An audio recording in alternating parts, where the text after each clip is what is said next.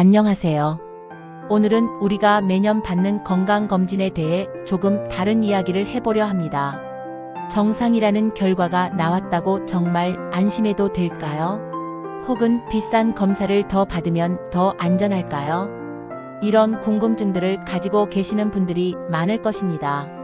저 또한 그랬거든요. 하지만 오늘 이 시간을 통해 여러분의 불안을 해소하고 오히려 안도와 희망을 찾을 수 있는 길을 함께 걸어가 보겠습니다. 건강검진에 대한 올바른 이해와 함께 우리가 정말 필요한 검사는 무엇인지, 그리고 검진 결과를 어떻게 활용해야 하는지까지 차근차근 알아보겠습니다. 작년엔 모든 수치가 정상이었는데 올해 갑자기 암말기 판정을 받았다는 이야기를 들어보신 적 있으실 것입니다. 이런 일이 왜 생기는 걸까요? 많은 분들이 건강검진의 정상 범위를 절대적인 기준으로 생각하시는데, 사실 이 정상 범위라는 것은 많은 사람들의 평균치를 기준으로 만든 것입니다. 마치 옷 사이즈가 대, 중, 소로 나뉘어 있지만 실제로는 사람마다 체형이 다른 것과 비슷합니다. 그래서 수치가 정상 범위 안에 있더라도 특히 경계선 근처에 있다면 우리는 괜찮다는 착각에 빠지기 쉽습니다. 더 중요한 것은 내 몸의 변화 패턴을 아는 것인데, 이를 놓치면 정말 위험한 상황이 될 수 있습니다. 실제로 김은아님의 경우를 보면 이런 상황을 잘 알 수 있습니다. 68세인 김은아님은 은퇴한 교사로 매년 꼬박꼬박 건강검진을 받아오셨습니다. 작년 검진에서 당화혈색소 수치가 5.8로 나왔는데 정상 범위인 6.4 미만이라는 말을 듣고 안심하셨다고 합니다. 하지만 그분에게는 당뇨 가족력이 있었고 은퇴 후 활동량이 급격히 줄어든 상태였습니다. 정상이라는 말을 듣고 생활 패턴을 그대로 유지하신 결과 1년 후 당화혈색소가 7.2로 급격히 상승했고 당뇨 진단을 받게 되었습니다. 다행히 그분은 포기하지 않으셨습니다. 식사 순서를 바꾸고 식후 30분 걷기를 시작하셨죠. 매일 아침 채소와 단백질을 먼저 드시고 밥을 나중에 드시는 방식으로 바꾸셨고, 점심 후에는 집 주변을 30분씩 걸으셨습니다. 또한 3개월마다 당화혈색소를 추가로 검사하며 변화를 확인하셨습니다. 그 결과 6개월 후 당화혈색소가 6.5로 떨어졌고 1년 후에는 6.1까지 안정화되었습니다. 이제는 약물 치료 없이도 당뇨를 잘 관리하고 계십니다.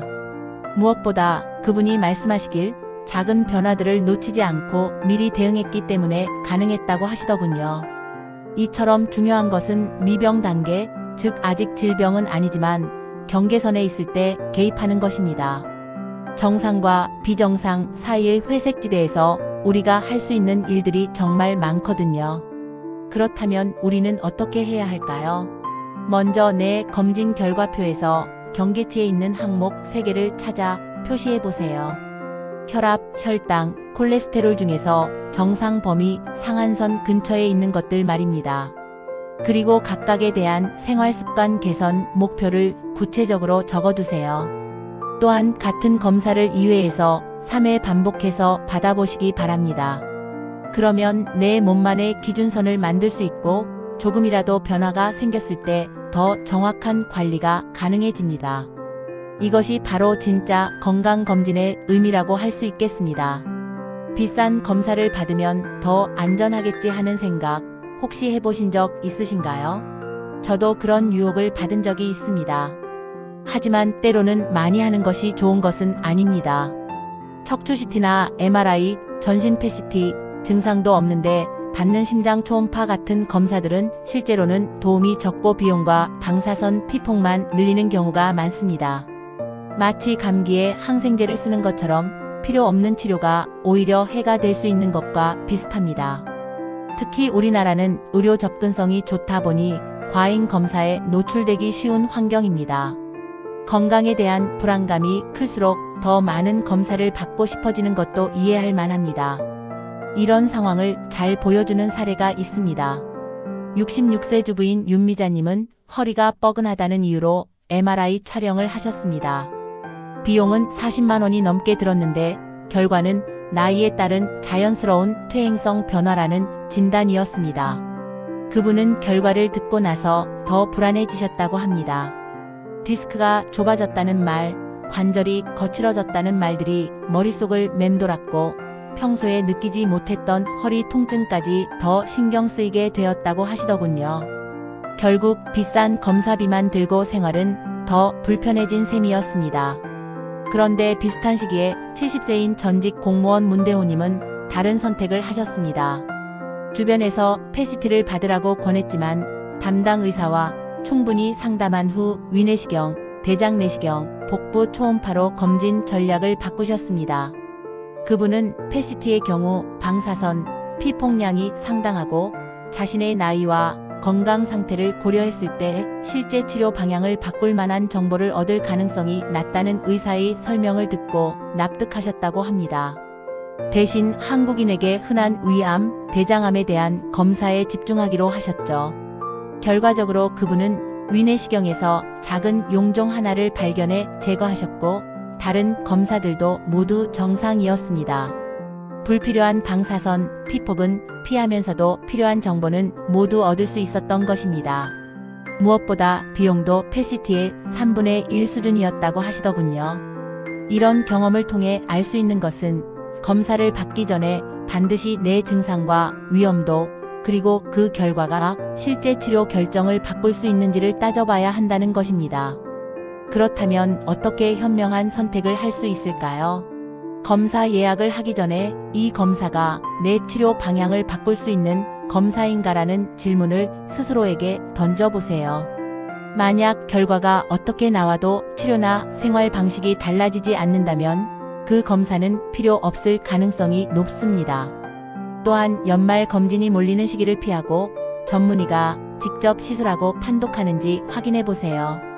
아무리 좋은 장비라도 경험 많은 전문가의 손길이 없으면 정확도가 떨어질 수밖에 없거든요. 그렇다면 무엇을 꼭 해야 할까요?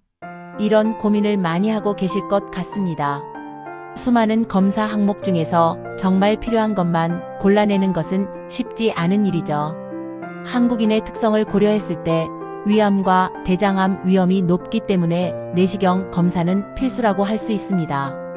마치 우리나라 사람들이 김치를 잘 먹는 것처럼 우리의 체질과 환경에 맞는 검사가 따로 있다고 보시면 됩니다. 여기에 복부 초음파, 뇌혈관 조영술인 MRA, 흡연자라면 저설량 PET까지 더하면 든든한 안전망이 됩니다. 너무 많지도 않고 너무 적지도 않은 딱 적당한 수준의 검진이라고 할 수 있겠습니다. 실제로 이런 전략이 어떤 효과를 가져오는지 보여주는 사례들이 있습니다. 61세 자영업을 하시는 최도윤님은 40대에 처음 대장 내시경을 받으셨는데 그때 작은 용종 2개를 발견해서 제거하셨습니다. 그분은 당시만 해도 증상이 전혀 없었다고 합니다. 그냥 나이가 되니까 받아보라는 주변 권유에 따라 받은 검사였는데 생각지도 못한 결과가 나온 것이었죠. 의사 선생님께서는 용종이 암으로 변할 가능성이 있었기 때문에 조기에 발견한 것이 정말 다행이라고 하셨다고 합니다. 그 이후로는 3년마다 꾸준히 대장 내시경을 받고 계십니다.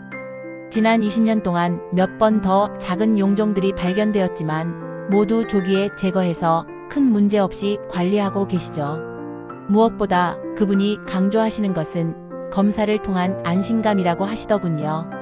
3년마다 한 번씩 점검을 받고 나면 마음이 한결 가벼워진다고 말씀하십니다.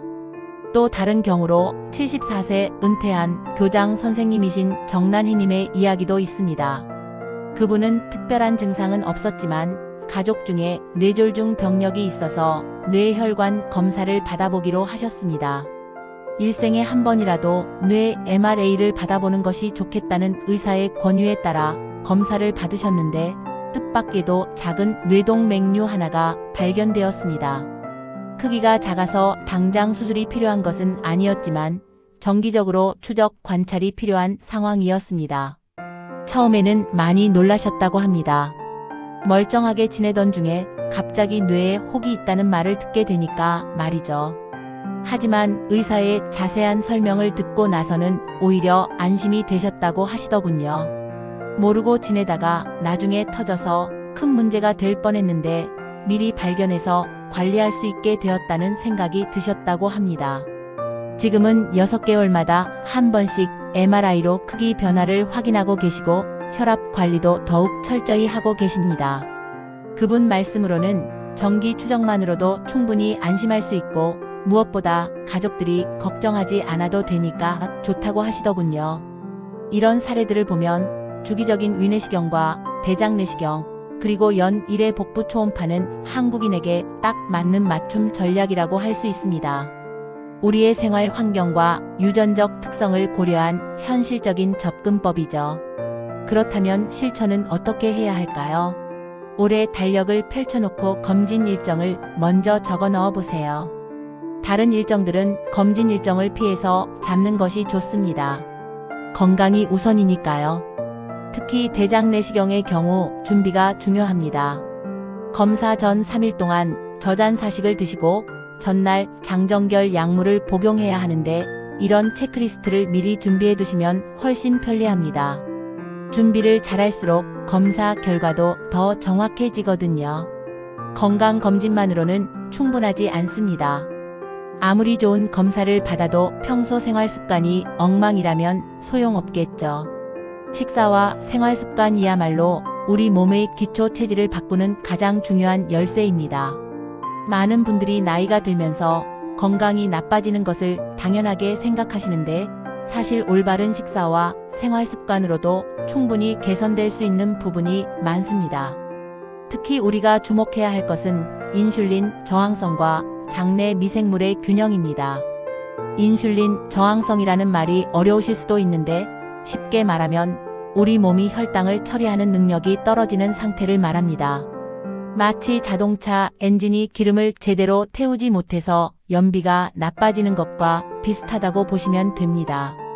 장수하시는 분들의 비밀을 보면 공통점이 있습니다. 낮은 인슐린 저항성과 풍부한 장내 유익균을 가지고 계신다는 것이죠. 이 두 가지는 서로 연결되어 있어서 하나가 좋아지면 다른 하나도 따라서 좋아집니다.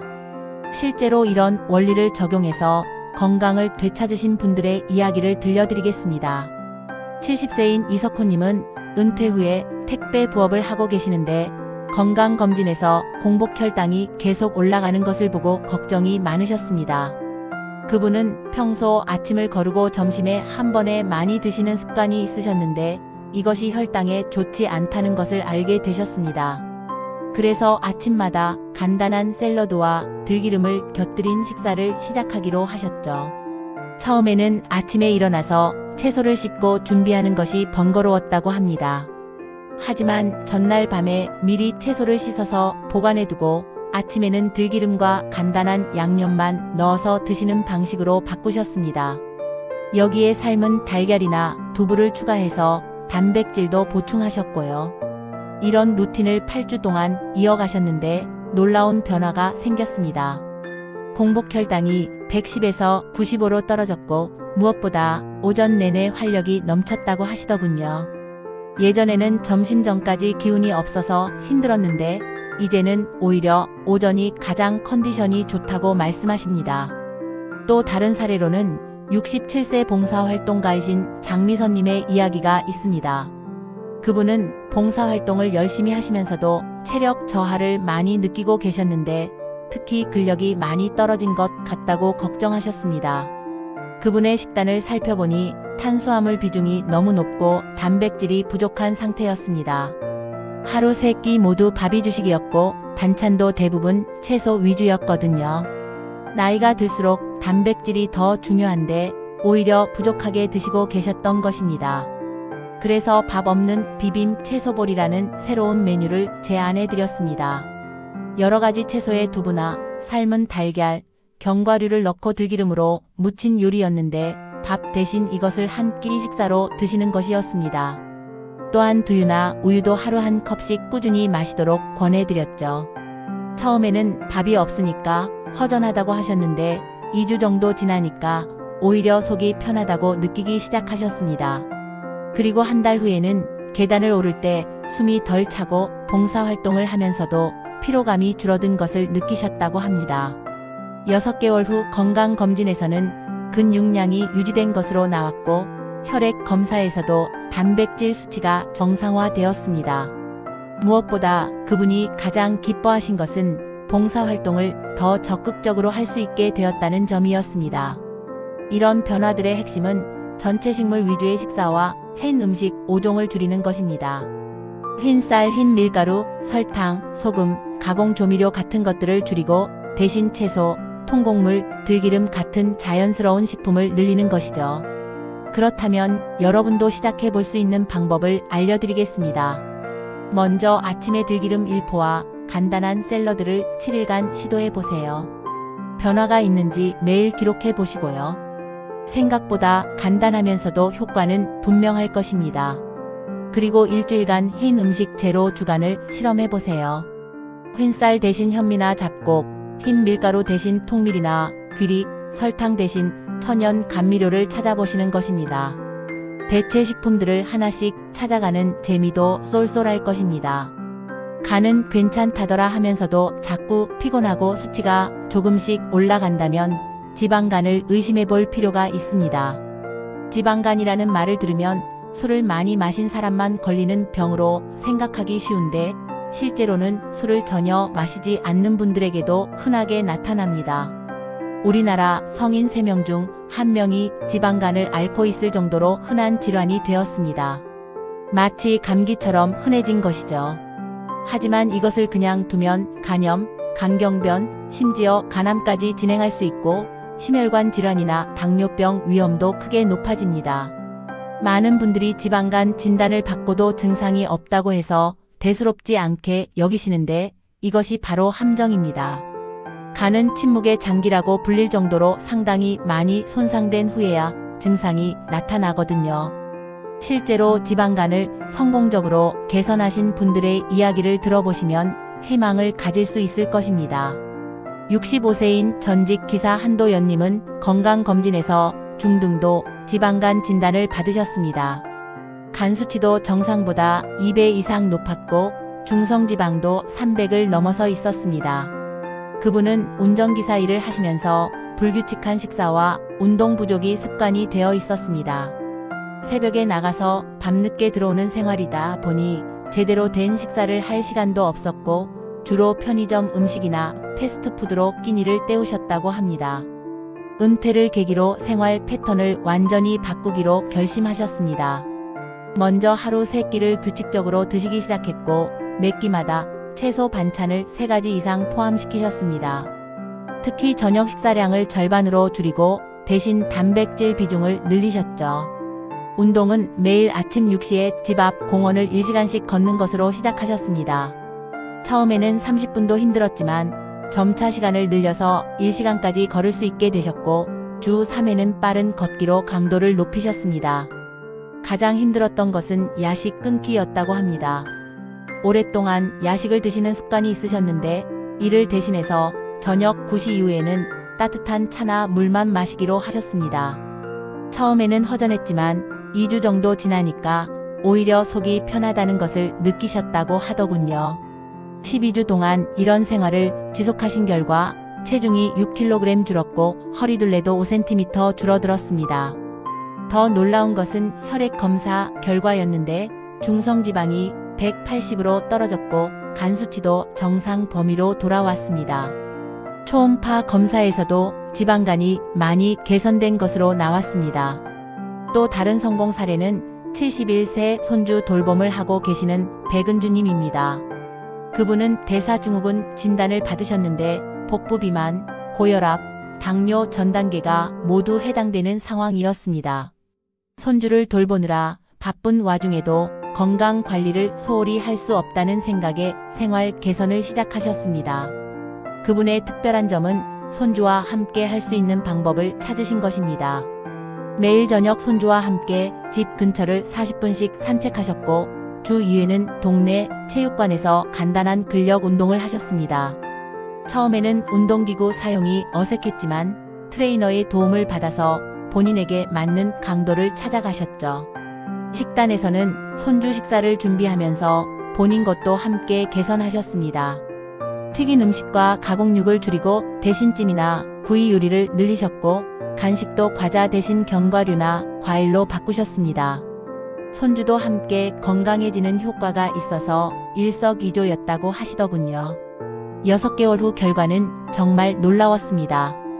허리둘레가 8cm 줄어들었고 혈압약을 절반으로 줄일 수 있었습니다. 공복혈당도 당뇨 전 단계에서 정상 범위로 돌아왔고 무엇보다 체력이 좋아져서 손주와 더 활발하게 놀아줄 수 있게 되었다고 기뻐하셨습니다. 이런 성공 사례들을 보면 지방간이나 대사증후군도 충분히 개선 가능한 상태라는 것을 알 수 있습니다. 핵심은 체중 관리와 식사 조절, 그리고 꾸준한 운동입니다. 특별한 비법이 있는 것이 아니라 기본에 충실하면 되는 것이죠. 그렇다면 구체적인 실천 방법을 알려드리겠습니다. 12주 리셋 플랜을 제안합니다. 주 5일 7,000보 걷기와 주 2회 근력운동, 그리고 가공육과 튀김 끊기를 동시에 진행하는 것입니다. 걷기는 스마트폰 앱으로 쉽게 측정할 수 있고 근력운동은 동네 체육관이나 집에서 간단한 맨몸 운동으로도 충분합니다. 가공육과 튀김을 끊는 대신 생선이나 두부, 찜이나 구이 요리를 늘리시면 됩니다. 4주마다 체중과 허리둘레를 측정해 보시고 가능하다면 간 수치도 확인해 보세요. 작은 변화라도 눈으로 확인할 수 있으면 동기부여가 훨씬 쉬워집니다. 숫자로 보이는 성과만큼 확실한 격려는 없거든요. 여러분, 오늘 긴 시간 함께 해주셔서 감사합니다. 건강검진은 단순히 정상이라는 도장을 받기 위한 과정이 아닙니다. 미리 찾아내고 내 생활을 바꾸고 다시 확인하는 이 반복적인 과정이 바로 건강을 지키는 진짜 열쇠라고 할 수 있습니다. 처음에는 불안해서 출발했을지 모르지만 올바른 정보와 작은 실천들이 쌓이면 충분히 안도와 희망을 얻을 수 있습니다. 오늘 말씀드린 내용들이 어렵게 느껴지실 수도 있지만 하나씩 차근차근 적용해 보시기 바랍니다. 꼭 필요한 검진을 받고 불필요한 검사는 피하며 무엇보다 검진 결과를 토대로 생활 습관을 개선해 나가는 것. 이것이 우리가 할 수 있는 가장 현실적이고 효과적인 건강 관리법입니다. 내일의 건강은 오늘의 선택에서 시작됩니다. 여러분 모두가 건강하고 활기찬 노후를 보내실 수 있기를 진심으로 응원하겠습니다. 다음에 또 유익한 정보로 찾아뵙겠습니다. 감사합니다.